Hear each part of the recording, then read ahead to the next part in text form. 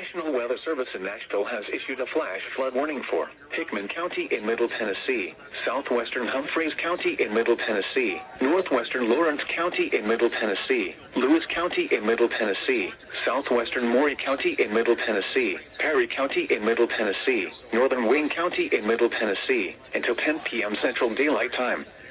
At 4:03 p.m. Central Daylight Time, Doppler radar indicated thunderstorms producing heavy rain across the warned area. Flash flooding is ongoing or expected to begin shortly. Hazard: flash flooding caused by thunderstorms. Source: radar.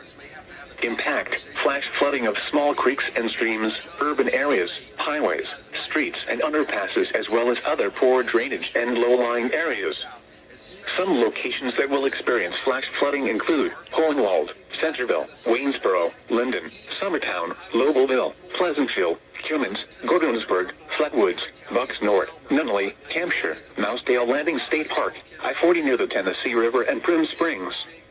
Turn around, don't drown when encountering flooded roads. Most flood deaths occur in vehicles.